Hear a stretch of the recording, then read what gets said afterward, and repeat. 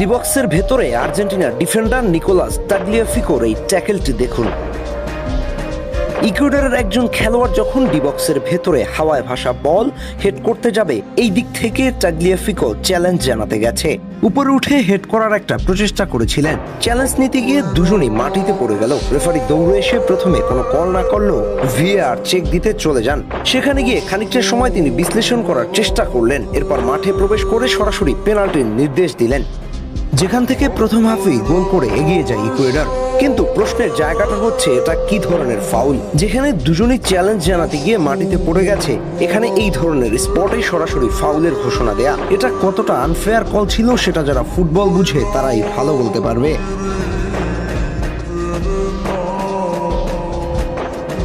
এরপর আপনাকে ম্যাচের 31তম মিনিটে এসে ওতামেন্ডিকে যে লাল কার্ডটা দেওয়া হলো সেটা একটু দেখাই।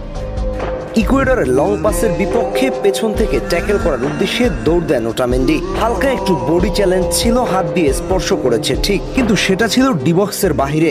স্বাভাবিকভাবে এই ধরনের পজিশন থেকে গোল হতে পারত। তিনি তার জায়গা থেকে একটা ফাউল করে হলেও দলকে বাঁচাতে চাইবেন, সর্বোচ্চ একটা হলুদ কার্ড হতে পারত, কিন্তু রেফারি এসেই সরাসরি লাল কার্ড দেখিয়ে বসলেন। আজকের ম্যাচে আর্জেন্টিনার বিপক্ষে রেফারির সিদ্ধান্তগুলো ছিল পক্ষপাতিত্বমূলক। ডিপল থেকে শুরু করে প্যারাদেস কেউই রেফারির এই কলগুলো মানতে পারছিলেন না, বারবার মাঠে মেজাজ হারাচ্ছিলেন। ম্যাচ শুরুর প্রথম থেকেই ইকুয়েডর একের পর এক ফাউল উপহার দিতে থাকে। শুধু ফাউল বললে ভুল হবে, বরং মারাত্মক ফাউল করতে থাকে, যা আর্জেন্টিনার স্বাভাবিক খেলাকে ব্যাহত করেছে। কেন মেসিকে ইকুয়েডরের বিপক্ষে রাখেননি তার একটা উত্তর বোধহয় পেয়ে গেছেন। মেসির বর্তমান কন্ডিশন অনুযায়ী এই ধরনের দলের বিপক্ষে খেলা ছিল খুবই ঝুঁকিপূর্ণ। যেহেতু সামনে বিশ্বকাপ, এর জন্যই কোচ এই ম্যাচের জন্য তাকে স্কোয়াডে রাখেননি। এই মুহূর্তে এসে মনে হবে এটা একটা ভালো সিদ্ধান্ত ছিল।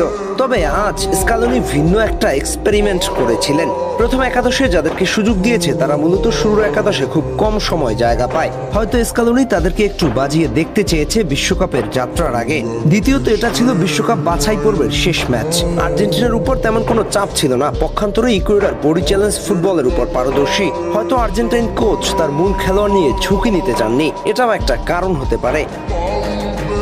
আপনি খেয়াল করলে দেখবেন আর্জেন্টিনার প্রথম একাদশে মেসির সাথে খেলা আলমাদাকে মাঠেই নামাননি, সাথে আলভারেজ এবং ফ্রাঙ্কো মাস্তান্তুয়ানোকে বেঞ্চেই রেখেছিল বেশিরভাগ সময় ধরে। শেষ মুহূর্তে এসে কোচ অল্প সময়ের জন্যই জুটিকে মাঠে নামিয়ে দিয়েছিল, এনজো ফার্নান্দেজকে তো ডাকেনি।